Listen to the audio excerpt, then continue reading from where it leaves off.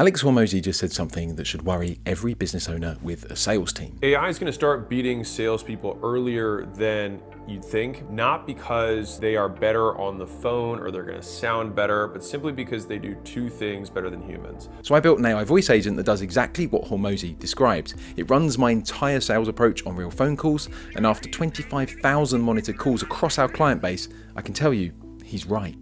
In this video, I'm going to break down what Hormozi actually said, show you how I built the system that does it, and give you the map for setting this up in your own business.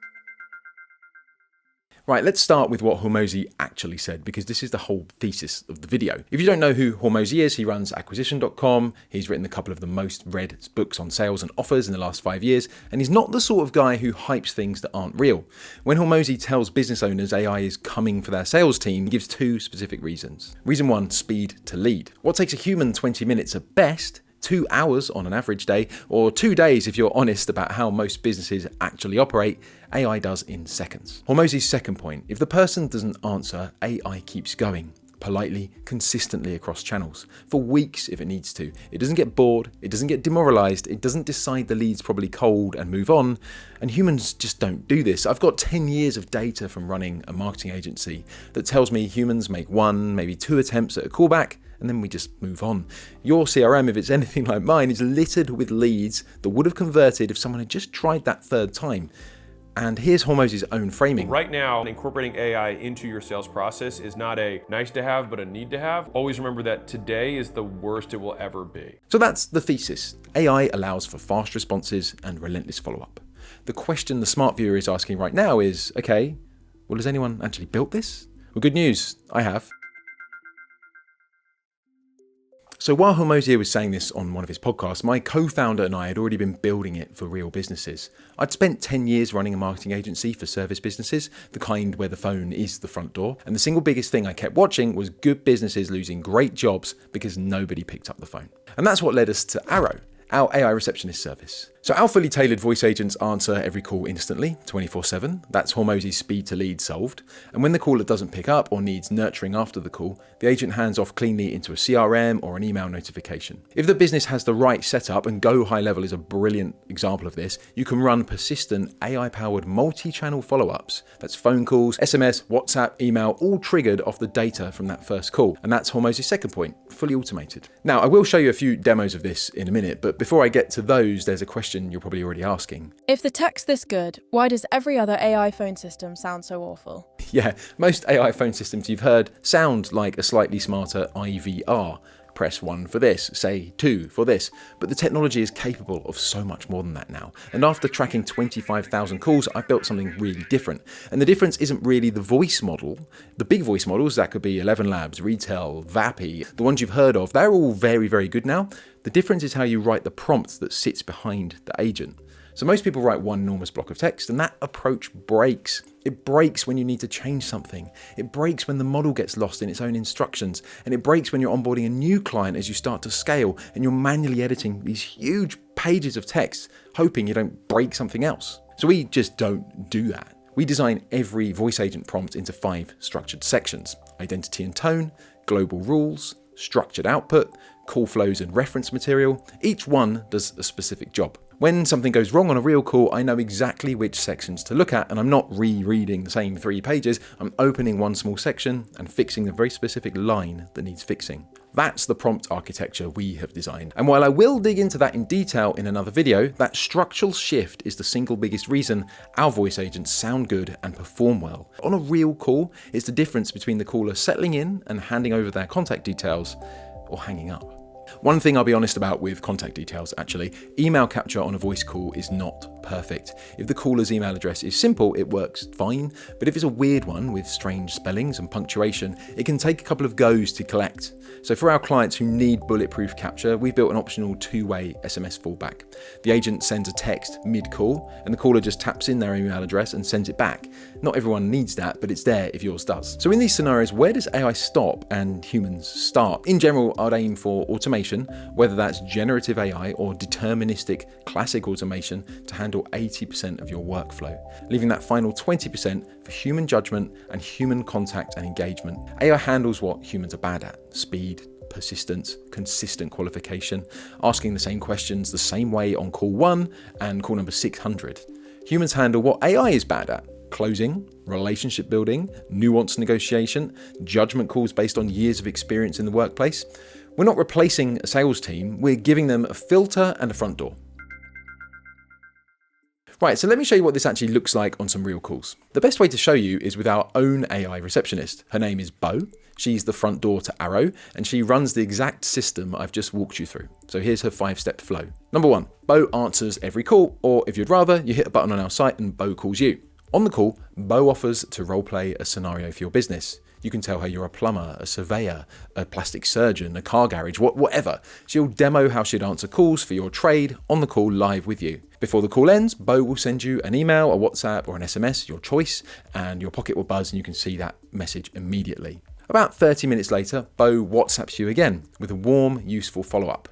That's the start of a 21-day sequence across WhatsApp, email and SMS. It's persistent, but it's not annoying, and it's calibrated to stay helpful and compliant. And that's the flow. 5 steps, fully automated. Everything that would normally sit in someone's head or on a sticky note is running by itself. Compare that to how most businesses handle inbound calls today. You miss a call, the lead goes into a spreadsheet or maybe the CRM if you're lucky. Someone remembers to call them back the next day. They get a voicemail. You maybe try once more and then you give up. And that's where your 500 quid job goes to die. With this system, the lead gets a response in seconds, it gets qualified automatically, and your actual team only spends time on people who are ready to buy. Your next question might be, does it sound real? Well, that's a really good question. Let me show you a few examples. Hello, I need to get some concrete ordered. What are you planning to pour? A slab, footing, or something else? Pouring a footing. Do you know the length, width, and depth of the footing? It's going to be 12 metres long. It's 600 millimetres wide, and we're going about 3 yards deep. No, let's say 1 yard deep. Right, just a sec while I work that out. You'll need about 7.2 cubic metres. Thank you, goodbye. Let's call the AI receptionist of a local tree surgeon and inquire about his firewood logs that he's got for sale. We offer small kiln-dried hardwood bags at £40 each and small mixed bags at £30 each. Which type would you prefer? What's the difference? Hardwood logs burn longer and give steady heat, while mixed bags include some softer woods that light quickly and balance the fire. Any extra notes or requests you'd like me to pass on? No, that's it. Thank you so much. In this call, we're going to speak to an appliance repair engineer and get booked in for him to come and check my broken fridge. Sorry to hear your fridge is playing up. Could you please tell me a bit more about what's wrong with it? It's not on. I just checked this morning. It's all warm. The cheese is all manky. Thanks for that, Ben. Let's get this sorted for you. Could you tell me the make and model of your fridge? Even a rough idea helps the engineer come prepared.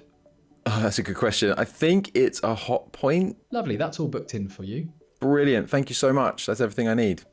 There you go. That's 3 of our AI voice agents out in the wild right now. 3 different jobs, and they use one structured prompt system underneath all of them. Right, so if you're sat there thinking this would work in your business, the next question is, how do you actually build something like this? Let me give you the map. So how do you set this up for your business? I've mapped it out right here, and it's deliberately simple. There's a phone call is initiated. Either your AI voice agent calls the prospect or the prospect calls you. Either direction works. A well-structured, well-prompted AI agent handles that call. And at the end of it, a CRM takes the data from the conversation and runs your follow-up and sales automation from there. And that's really the whole architecture. And there's a lot more detail under a flow diagram like this, and I'll make deeper videos on each of them. But there are really just 4 questions you need to ask yourself to get this running. What part of your sales process should AI handle first? Where and how do you build and train the AI for your business? How do you set up the handoff between AI and humans? How do you measure whether it's actually working? So let's take them in order. Don't try to boil the ocean. Start with speed to lead. That single thing, just getting every inbound inquiry within seconds, is the biggest win you can get. And it's where most businesses are bleeding the most money. A new lead at 10 at night, answered at 10 at night, that's where to start. Everything else, outbound, nurturing, reactivation, can come later. There are plenty of options on the table here. 11 Labs, Vappy, Retail, PipeKit are all available to you and relatively affordable. Any of them will get you a functional voice agent, but that's just the easy bit. And this is where our 25,000 call insight matters most, because your AI is only as good as what you teach it. So a generic prompt gives you a generic conversation. The more specific and well-structured you are about your business, your service, your pricing logic, your common objections, the kind of customers you want and the kind you don't, the better your agent will perform. but only if the prompt itself is properly structured. You've got to spend time here. Don't cut corners. The prompt is where your edge lives. So you need to be clear about where the AI stops and the human takes over. Our rule of thumb is AI qualifies, AI follows up, AI books the call or the appointment, and the human closes. That's the split that seems to work really well. If you're set up right, the AI hands a warm, pre-qualified caller straight through to the human team, and they spend time on ready-to-buy conversations. And look, if you just want someone to build this for you, that's what we do at Arrow. There's a link in the description if you want a conversation. The metric definitely isn't did the AI answer the phone, because that's the easy bit. The metric is did the AI produce a qualified conversation that led to revenue. Track the downstream, not just that activity, and we'll also monitor things like opt-out rates on our follow-up sequence and how many leads stay engaged across the 21-day flow. Those are the leading indicators that we care about, and if people stay in the sequence, then we're adding value. If they bail, your prompt or your follow-up cadence is going to need some work. So those are the 4 questions that, if answered properly, will give you a system that makes Hormozi's thesis become real in your business.